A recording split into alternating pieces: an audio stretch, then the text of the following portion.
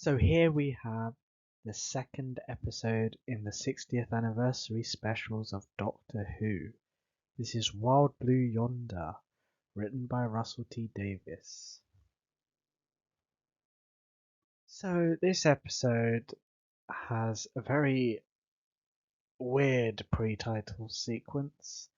Firstly, what do we see? We see Isaac Newton, the man who invented the word gravity. Yeah, that's the one on the right, Isaac Newton. The one on the left is apparently Doctor Who's version of Sir Isaac Newton. As you can see, he is not a white man. He is clearly a man of colour. Why is this the case? I don't know. I really don't know.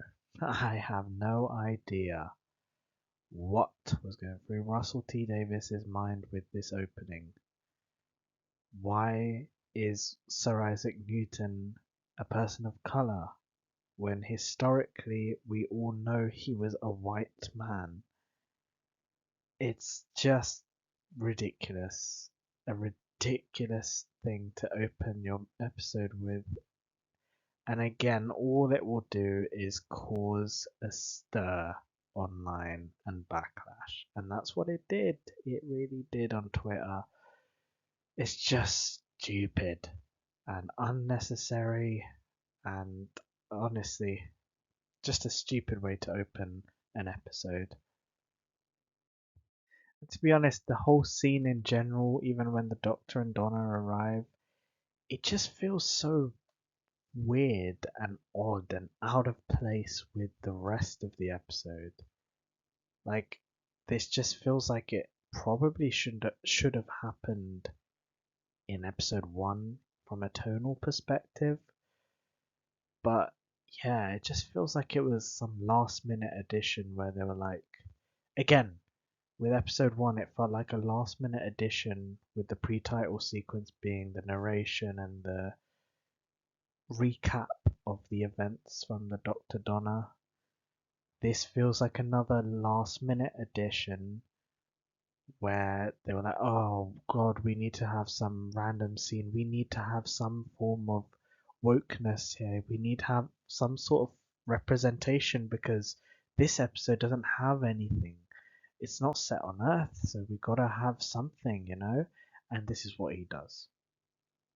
Just silly. Absolutely silly.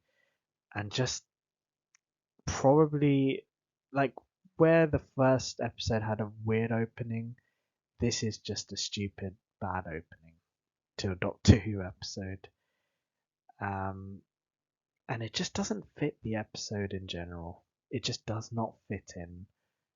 And it's really weird because the post-credit scene where the Doctor and Donna land in the ship, it honestly feels like another episode. This just feels so out of place, and that's all I can say about this. But you think it would end there, right? You know, race swapping Sir Isaac Newton, a very important historical figure. No, no, no, no, that's not where it stops. Oh, no, wait, the tonal issues. No, that's not it. No, they go another step, and this is the lucky good thing is this is probably the last negative I have for this episode. So yeah, it's pretty much the opposite of the first episode because there's not much bad about this episode. And well, it was quite obvious that they also wanted to make the Doctor gay for no reason. Well, there was a reason. Ncuti Gatwa, next Doctor, gay actor, very openly gay. Russell T Davies, gay writer. Clearly, they knew what they wanted to do with the Ncuti Gatwa Doctor, but they were kind of like, okay, how do we sort of show the audience that the Doctor can be gay? Well, we get the best, most popular Doctor, David Tennant, and we make him gay. and we do it in a way that's sort of very lazy and silly. Yeah. So what happens is Donna says, "Was it me or was Isaac Newton hot?" And then the doctor says, "He was hot, wasn't he? He was so hot." Like it felt so over the top as a response. And and then immediately after he says that, the doctor's like, "Oh, is that who I am now?" And then Donna's like, "Well, it was never that far from the surface, mate." And I'm like, "What? What?"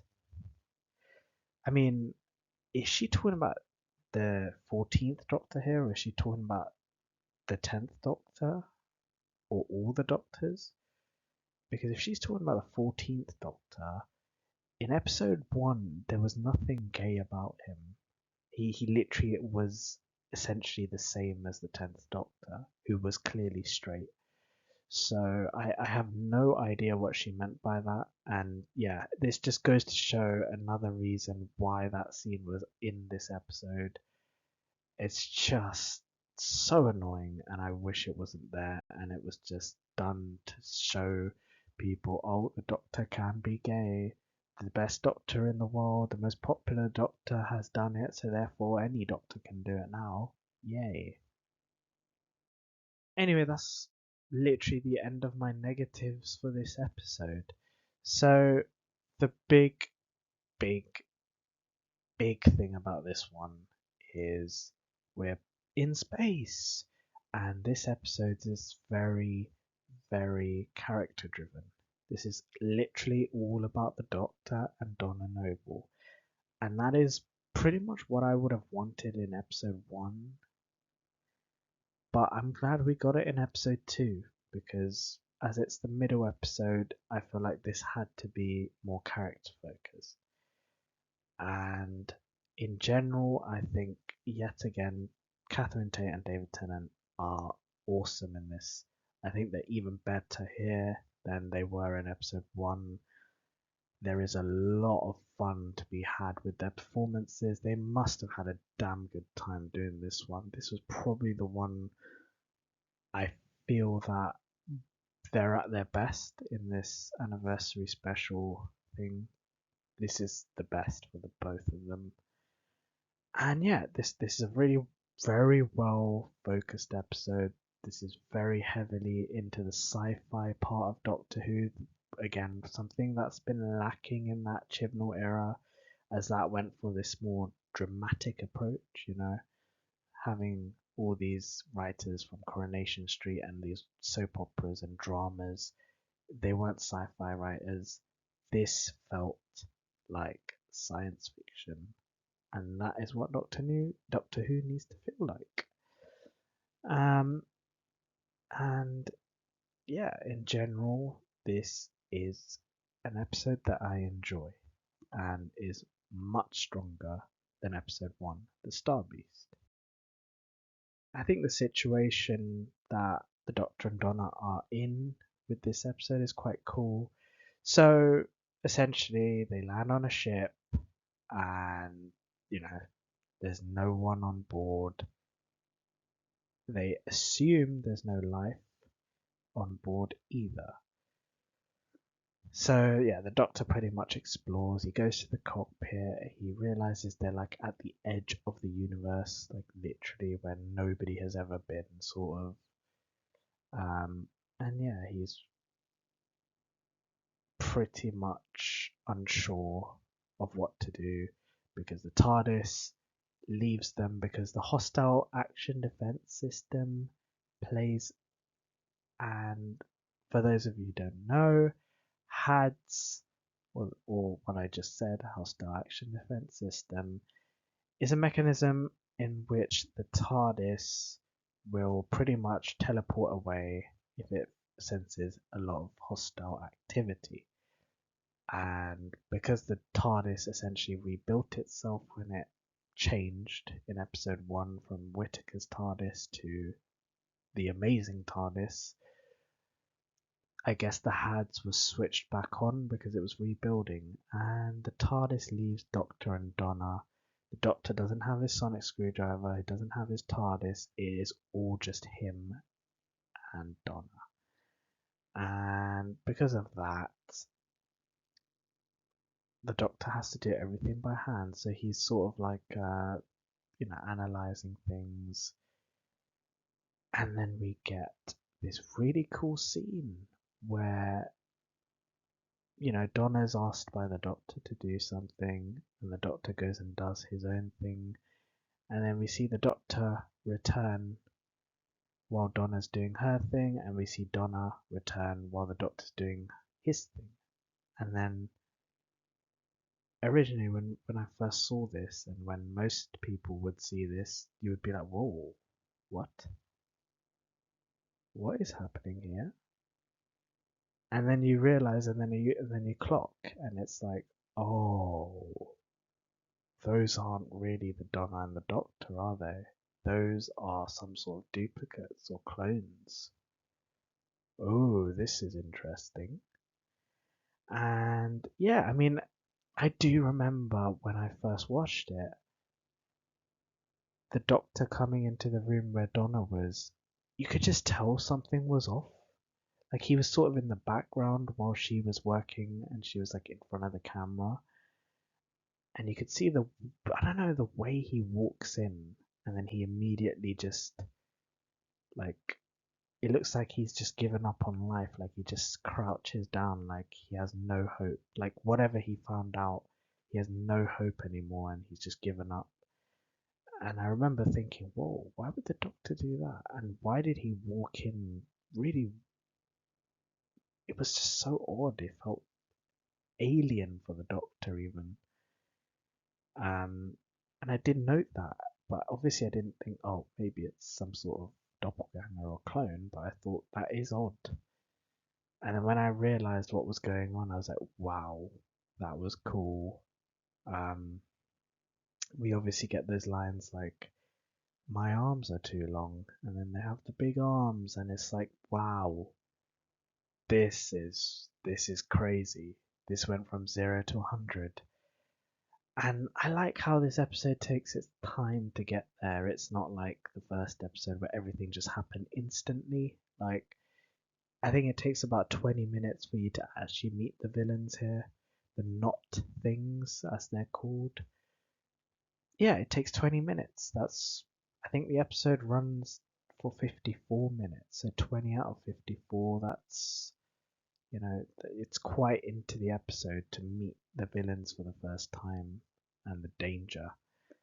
And yeah, it's just a really cool concept. I know it's very, very similar to Midnight, the series 4 episode, but I think it's different enough to the point where you're like, you know what, this is great fun. And that's what this episode is. It is great fun. It feels like good Doctor Who. And yeah, I'm a huge fan of how these villains were introduced. I think very effective, especially for a first time watch, and definitely quite unsettling. I think, yeah, just a good introduction to our villains. And again, just some more on those not things. They were chilling. There were moments where like they were genuinely creepy, like, and tonally they were great. Like sometimes they were so weird and odd and just so alien. I mean, just again, the way Tennant walks in, you could tell something was a bit off just from his walk. And there's just nuances like that. But then it's also a little bit goofy and humorous. I mean, they turn into these massive, massive giants, as you can see on the top left. The top right, you see the Doctor's basically got his head in his crotch. And it's like, it is so damn goofy and it looks goofy too, but it works because it has that creepiness to it and it's goofy and fun. And it's like, I love it. It's not just like committed to being horror, it's sort of like a blend of goofy horror. and I love it, and it's just done really well. And this is why their performances are so good. They're essentially playing the Doctor and Donna had they been evil.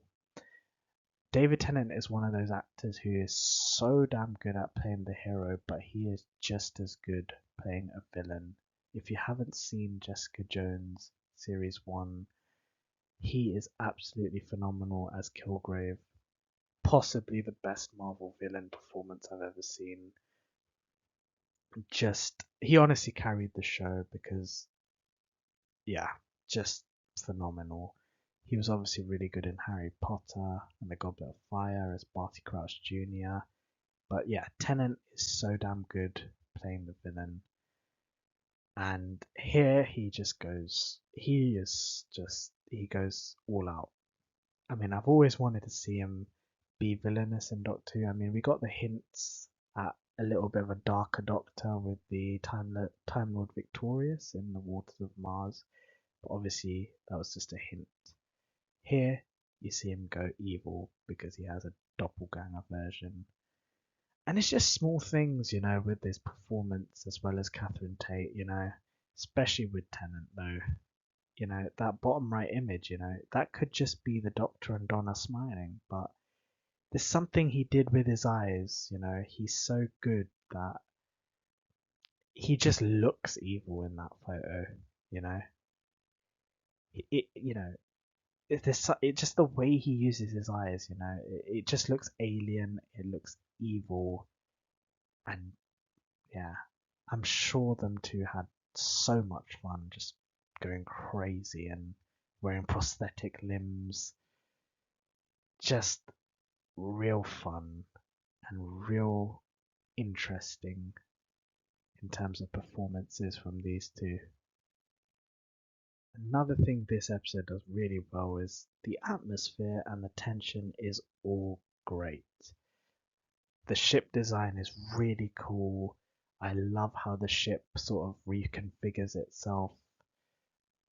The robot is pretty unique looking. The whole countdown thing, the Fens law, very interesting, very alien, very not normal. And that's how Doctor Who should be. Not everything should be normal. And yeah, the lighting, the atmosphere is all good. Definitely has some strong Event Horizon vibes, as well as the Thing when it comes to the actual villains. It's like the Thing. But yeah, certainly top marks for atmosphere and tension. There's a couple of scenes where, we don't always know which version of the Doctor or Donna is the real version, and that is great. The fact that it's pulled off well enough to the point where even you as the audience member, you don't know, is the Doctor talking to the fake Donna or is Donna talking to the fake Doctor or the real Doctor? I didn't know when I first watched it. The characters don't know. It's just great seeing, like, do you know which one's which? Because it's not always obvious, because obviously they have the memories as well as the voice. They know how they act. Obviously, it's the actors, you know, themselves. It's not like the different actors playing them. So it is damn fun not knowing which one is which, and it makes for some really intense and tense moments and just fun moments in general.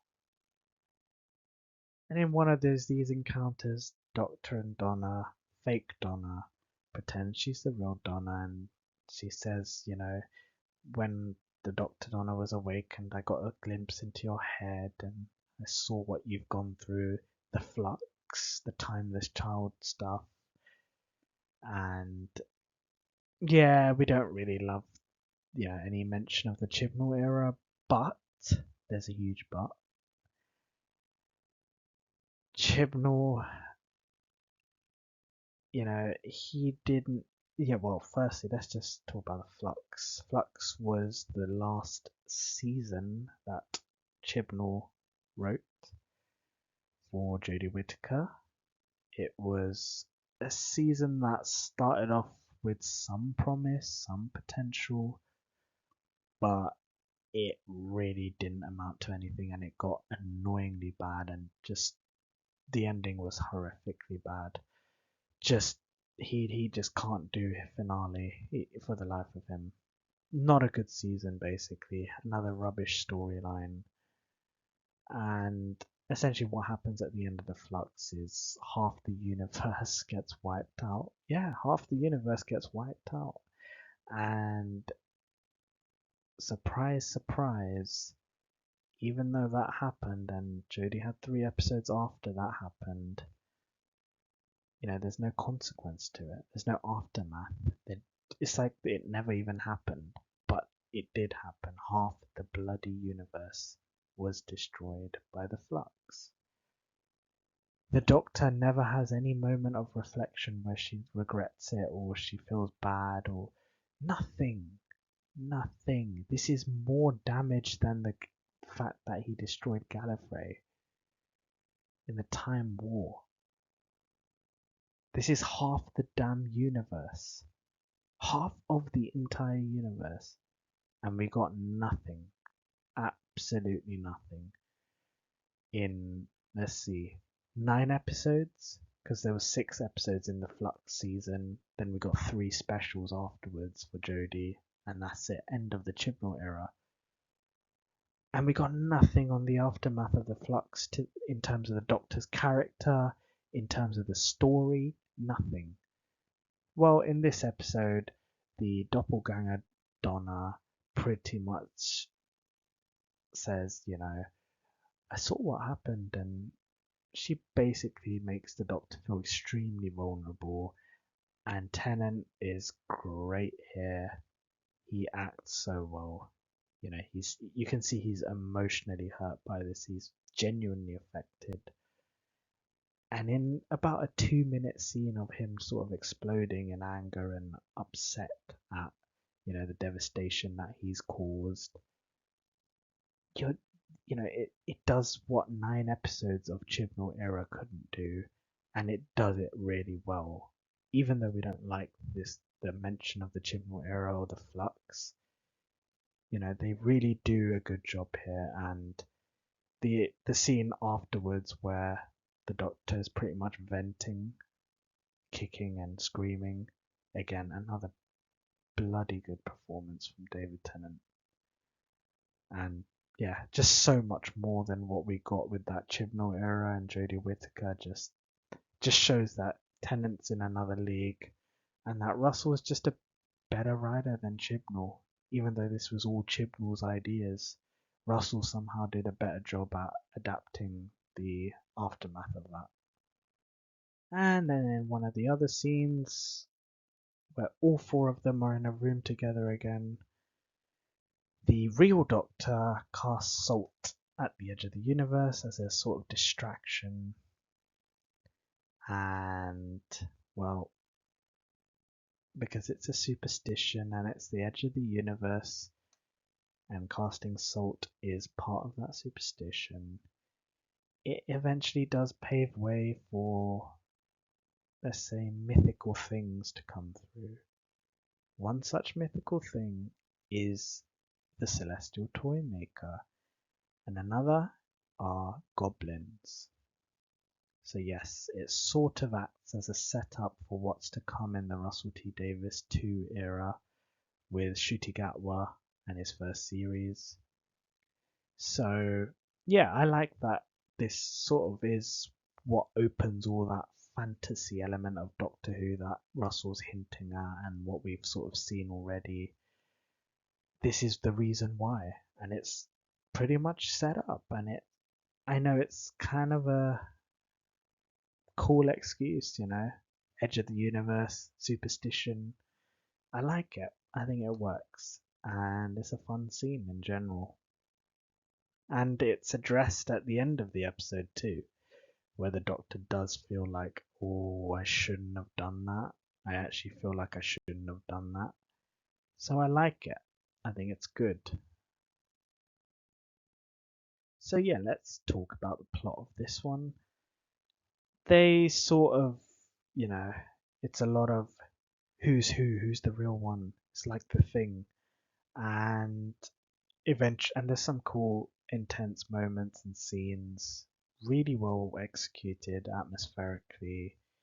Performances are fantastic across the board. I mean, it's all dependent on the two actors themselves, so great stuff there.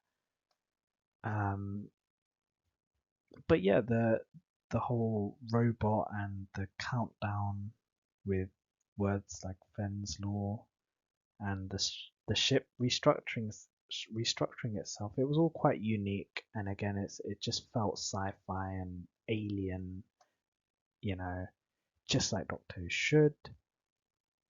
And then we find out the truth about the pilot of the ship, or the captain, who opened the airlock 3 years ago. And then you find out that the captain essentially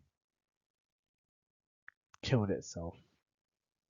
Yeah, because the not things, they work by sort of copying memories, and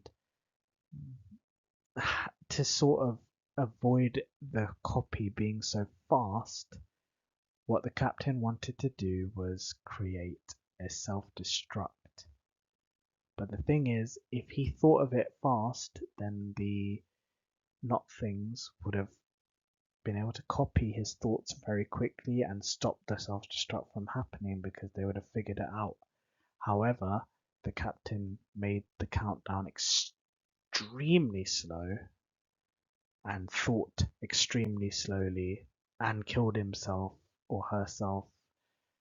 And yeah, because she killed herself, they never really realized what the plan was, and a very, very slow countdown to self destruct is the sort of twist. Well, that's what those words, Fenn's law, was. That's why there's a robot there at the start, moving extremely slow. Like, I mean, imagine 3 years and it's still not got to its target.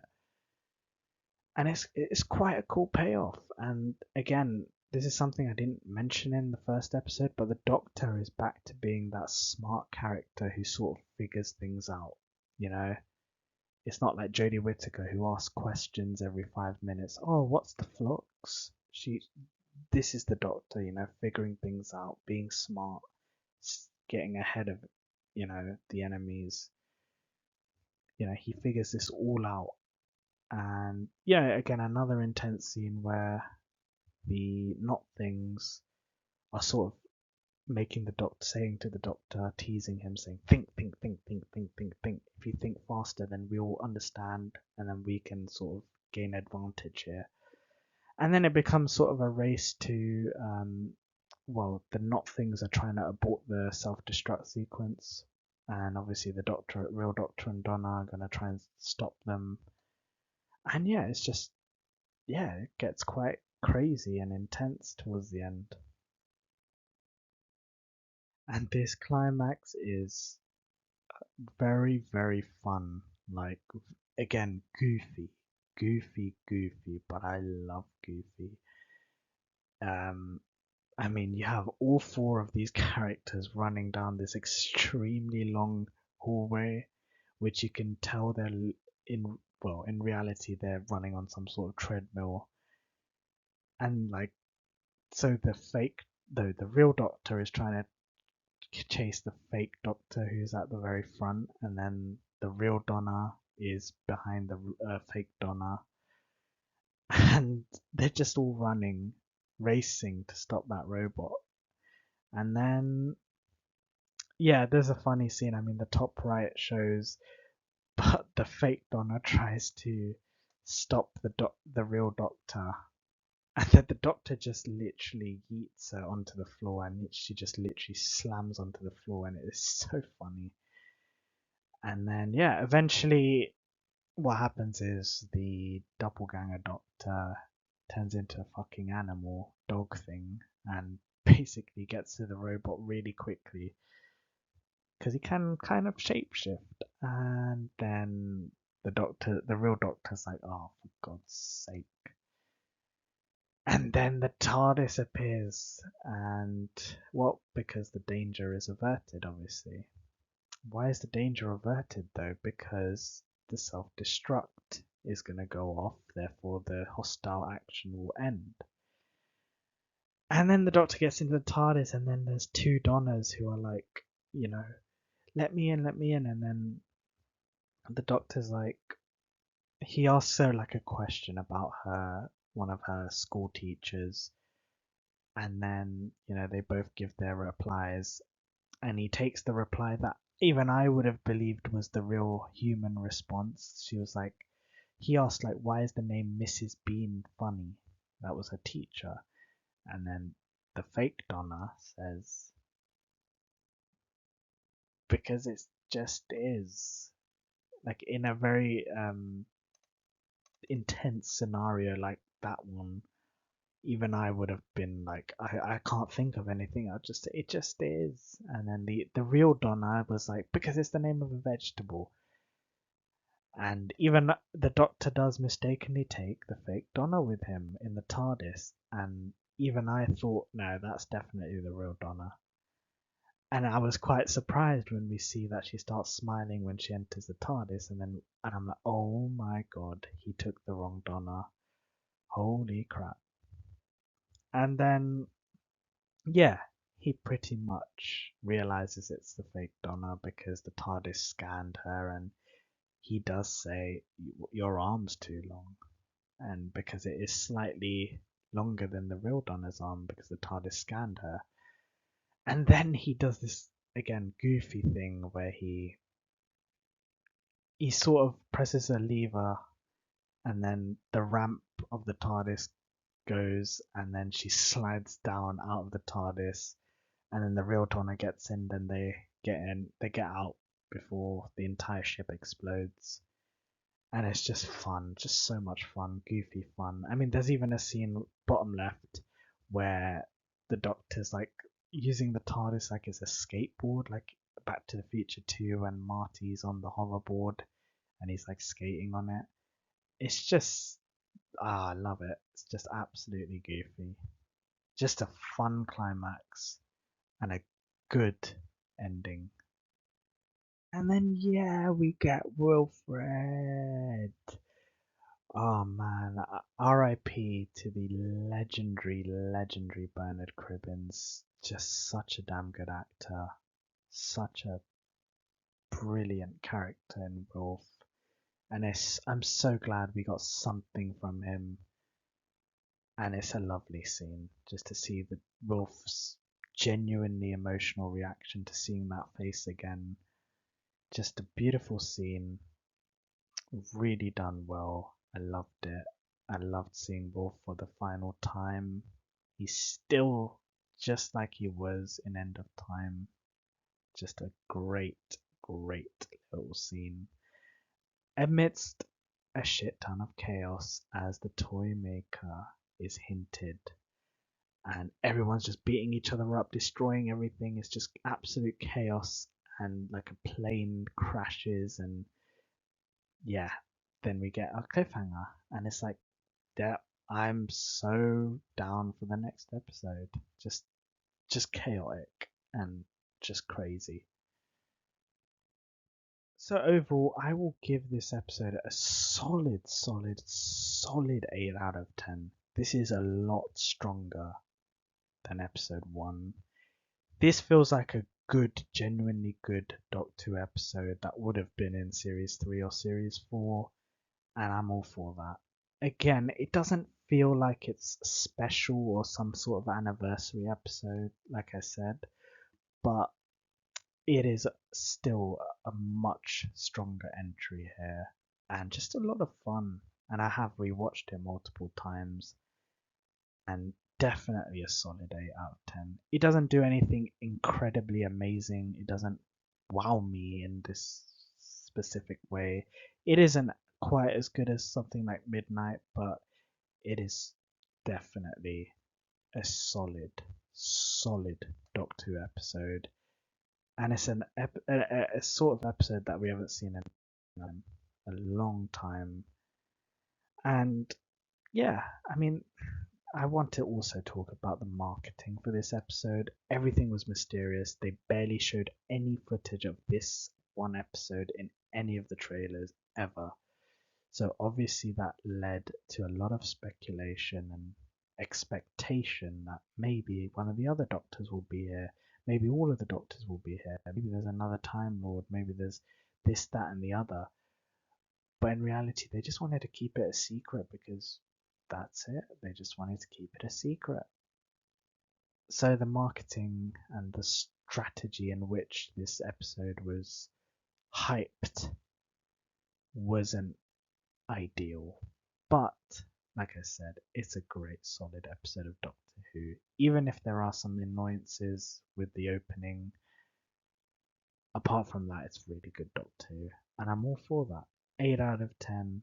Really enjoyed it.